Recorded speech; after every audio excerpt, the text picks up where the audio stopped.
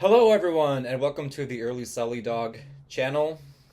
And it's me, former guitar player for the group in question, and one of the founding members. Explain.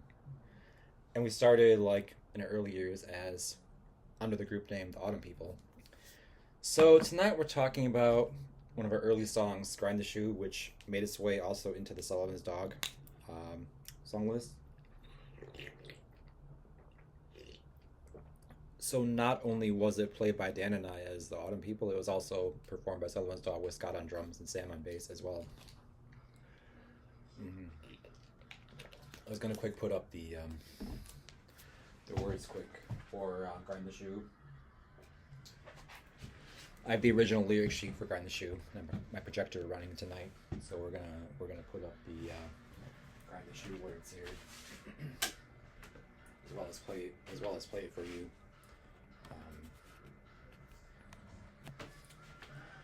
Yeah, here's so. Oh, it's gonna look backwards on the video, but good answer for the deaf man and the clock upon the tree. This is the first verse right here, and for long enough, are called "My Time Is a Sunny Day" right there. And we go down to here, and suddenly it's my handwriting here, not Dan's anymore. With your bike, you broke my wallet well, and it's backwards actually. Like the first verse and chorus there, those were my lyrics, and this was Dan, and yet it's my writing. See, Dan copied my original page, got copied, and it got lost. So what we have here is the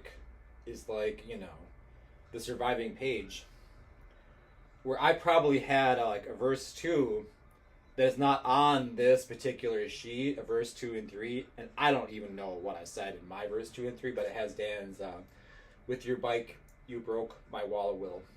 Now, let me just tell you, we really pissed off the devil. Okay. Something that happened around that time. I'm convinced of it. We pissed off the devil, and the song I think still perturbs the devil. Just to give you my honest opinion, I can't prove that, but it's irksome to me. So here's what here's the story. Here's the story behind that particular verse. I think it's the third verse. "With your bike, you broke my wall of will." So it was 7th or 8th grade, and Dan was over at my house. We were riding bikes outside because we were friends, like I've explained repeatedly, platonic friends.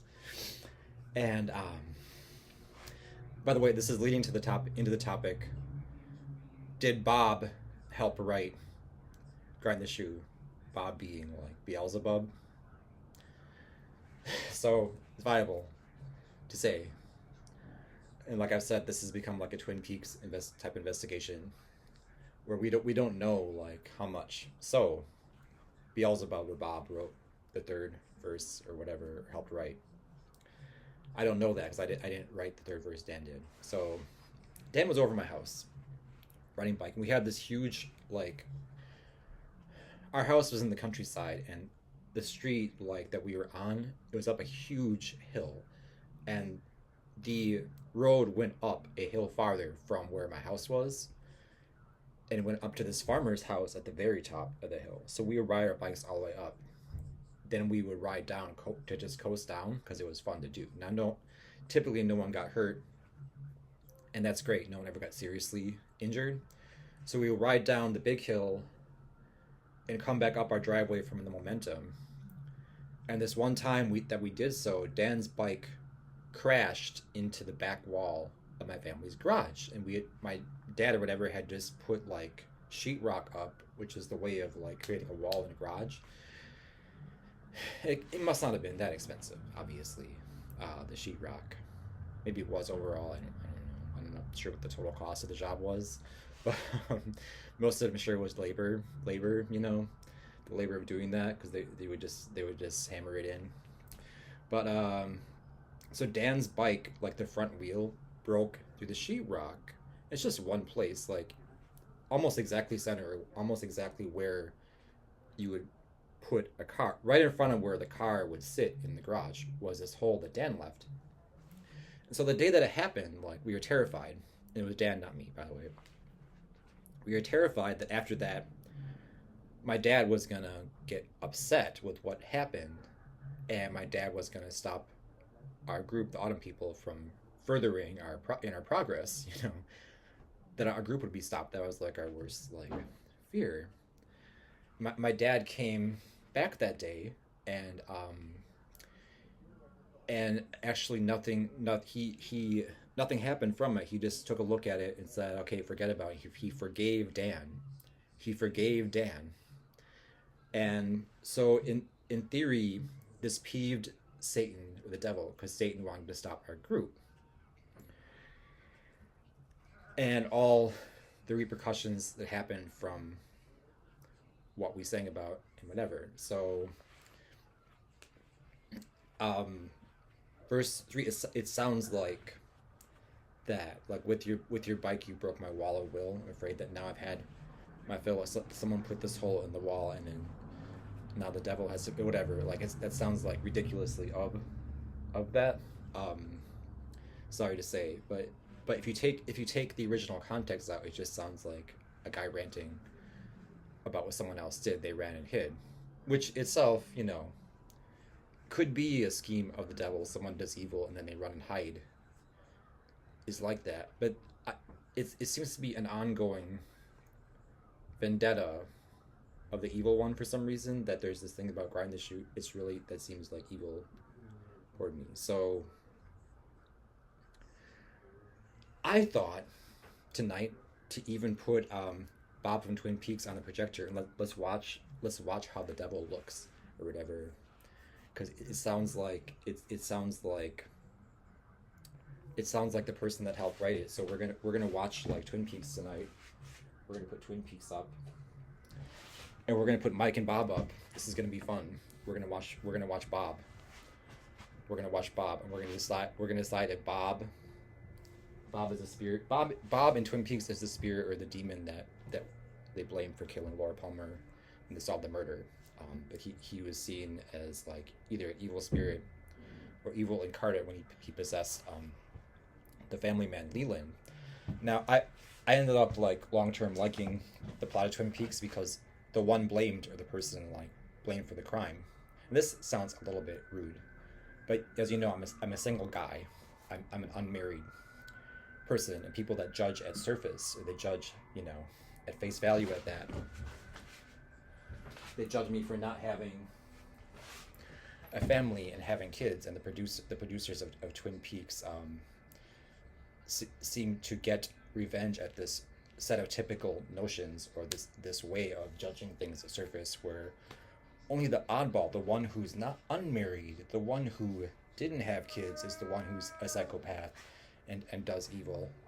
And so they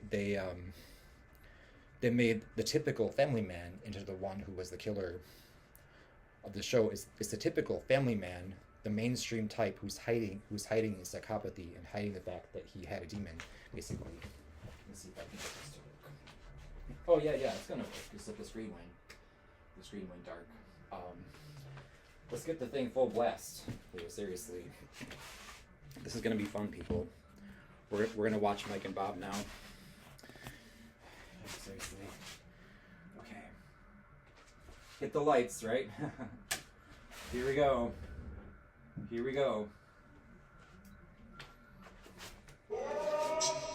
Oh, why don't I get the media player version? That'll look better.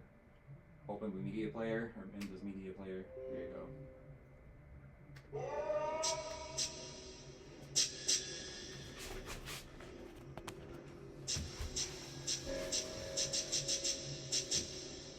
Through the darkness of future past, the magician longs to see one chance out between two worlds. Fire, walk with me. We lived among the people,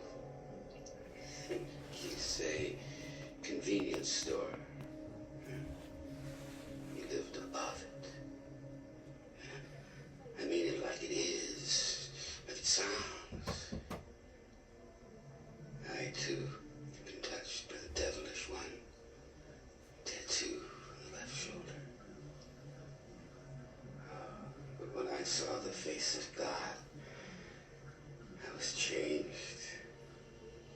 I took the entire arm off. My name is Mike. His name is Bob. Mike. Mike. Can you hear me? Catch you with my death bag.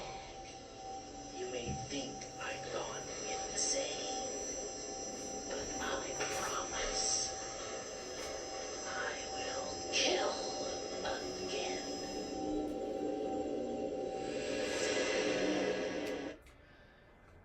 I like how that shot right there could be my family's garage. That was interesting. Go back to that. Go back to that. What was that? Wait. Go back to that. See, is that like... Is that a hose or something right there? That's funny. Look at that. Seriously. What the hell's up with that? Seriously. What's that right there? Is that like Scott's drum set? We used to put Scott's drum set. Look at that. Find this on the internet. Look right here. Here. It was right here. Right here. Okay? Right there. What's that? Seriously. You have some kind of like... What do you call that? Like the metal tire things? Tire drums or whatever? It's all weird, dude. I never made that connection. Seriously. Interesting. So that was Mike and then Bob. Mike is the guy that helps the detectives find Bob, or the person possessed by Bob. And it was actually the character named Philip Gerard who would intentionally summon like the spirit of Mike, and he would channel Mike, who knew Bob, basically. Mike and Bob worked in coordination. So the first guy was Mike, or Philip Gerard channeling Mike, basically. Kind of weird, huh? But let's watch more of Mike. Mike is fun to listen to. Let's do more of Mike here. This is where Mike talks about Bob to them. He does the thing on purpose where he intentionally gets the spirit of Mike.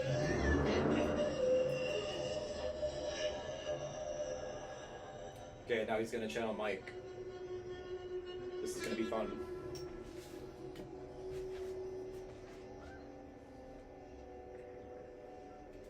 There is no need for medicine. I am not in pain. Who are you? My name is Mike. What are you? I am an inhabiting spirit. Let me see if I can get this any louder. Who? Can I get this any louder? Come on, here, seriously.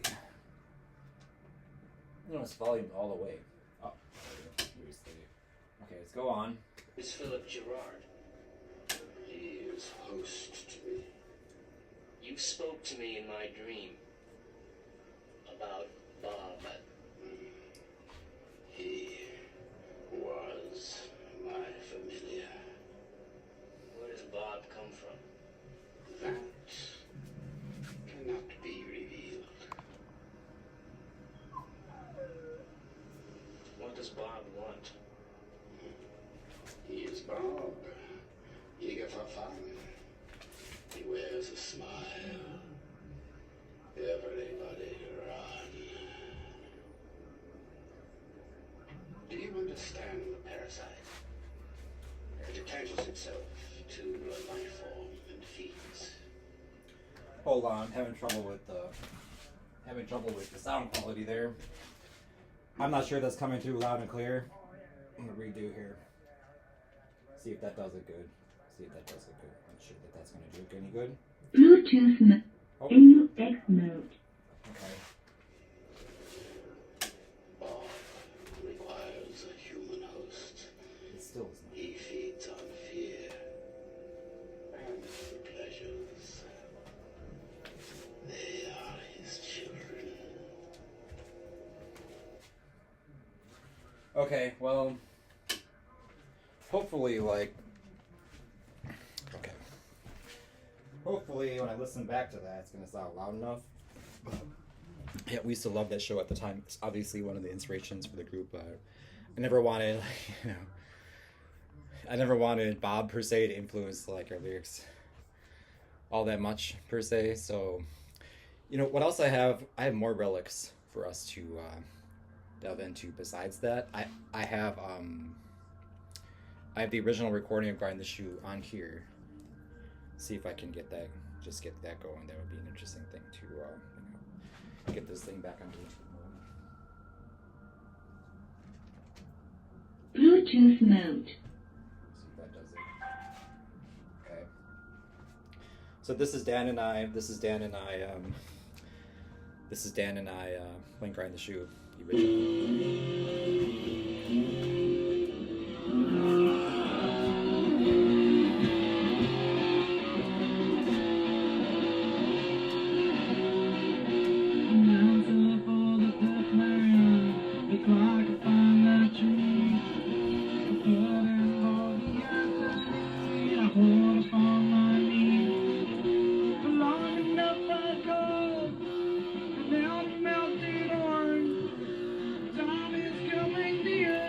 It's kind of boring. Let me get to like my guitar solo is interesting component.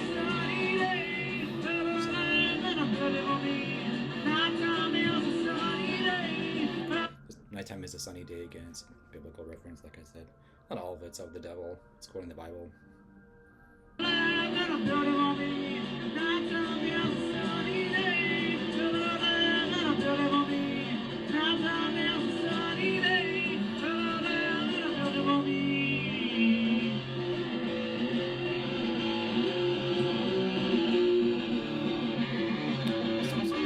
Here's my guitar solo. I don't know how I came up with this one. This is funny.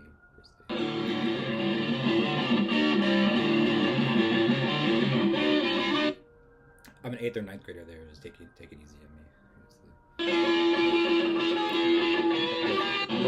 Let's hear it again. Let's hear it again. Hold on.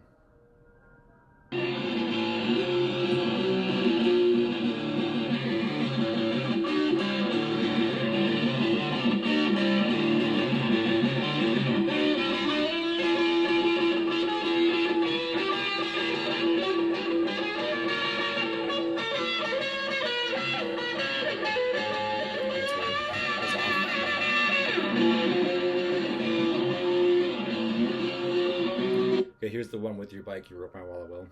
With your bike, you broke my wall. I was breathing now. I have good mom. Contract me in favor. What you did, you broke me down and then you made me. I'm in the fucking hell. What's the ground? See, now he doesn't sound demon possessed there. He just sounds like he's singing it calmly. So it does sound rational at that point. But the first utterance of it, I kind of wonder like where it came from, kind of. But maybe, perhaps, like just the third verse of Grind the Shoe and second and third verse of Grind the Shoe were from the idea of Bob. It's not really the devil, because the human being is imaginative, and in a semi-sleep state could conjure the essence of such a person in their mind, basically. Got a little background noise there interrupting me. They yell incoherently, basically. Are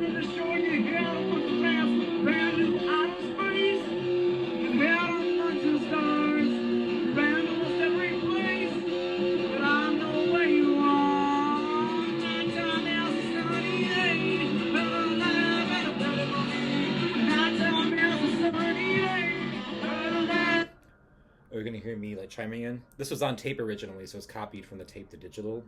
This cassette tape. All we did was set up a tape player and like let it run and record.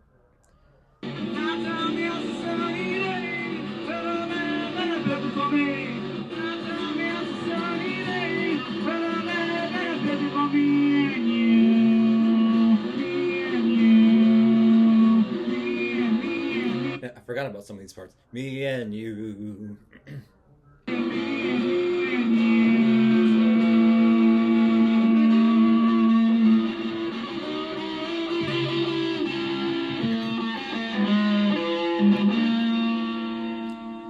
Soloing. And you know what? Dan's a real schmuck these days. Dan's a schmuck. He's like Mel Habib, that one guy that Lizzie Savetsky was talking about on TikTok. He's that one real estate developer in Israel, reacts like a schmuck to people and he won't deal straight up with them. He just does his own business and doesn't deal with people. right? Basically, like, you know, try to write to Dan or talk with Dan, he won't talk to you. He's a schmuck. He's one of the biggest schmucks I've ever known. Basically, seriously, he's Mel Habib. So, yeah, for being that close and writing that many songs, the guy's a schmuck for not ever talking or replying to me ever, basically. Or doesn't talk directly like a normal functioning adult, call my phone or message back from the many voicemails and messages that I left you. Basically, don't stop being such a schmuck, obviously. Anyway, there's another one wanted to show on the projector. When we first started to wrangle Sam into playing with us, Sam had a girlfriend. Here, seriously, I don't want that on here. Sam had a girlfriend, Sheila, and he kept like going home with Sheila after school, so our band could never practice at first. He kept saying it's an inopportune time, it's not the best time, because he was with Sheila repeatedly after school, and they were doing something in the bedroom, we assume, after school. So that was very inopportune. I found this, they sent it directly to my For You page on TikTok, the Harvard Opportunes. It reminded me of Sam, because Sam kept saying opportune. It's not an opportune time. So I'm going to show the Harvard Opportunes on this occasion. And just goes to show you, you know, us straight guys, you know, from the group, Sam being a straight man, having a girlfriend, basically. So we're going to show the Harvard Opportunes as a result of this, definitely. Yeah.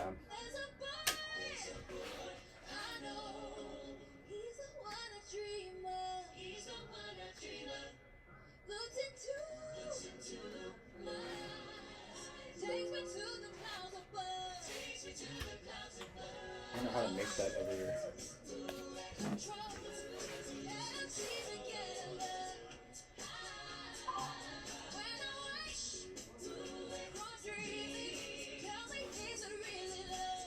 Who's that? In X mode.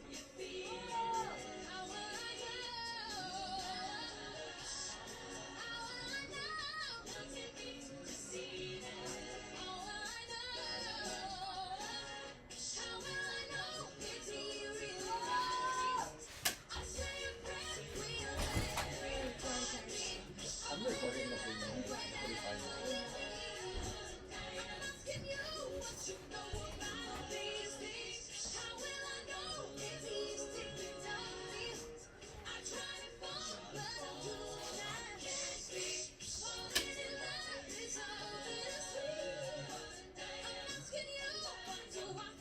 Bluetooth mode. Yeah, that's actually Shannon Rubicam's song. My favorite songwriters. The stupid thing I could just throw out the door for it not working the entire video. Every time I tried to plug the line in, it wouldn't. It's of the devil in me, dude. Of the devil. I could have tried to, I suppose, Bluetooth the laptop to it. That's ridiculous, man. What the heck's that about? Okay, next time, if I have to do this again, basically. Okay, yeah. Well, is there anything else about Soldog? Oh, I can show pictures. I can show pictures of us on here. That would be fun.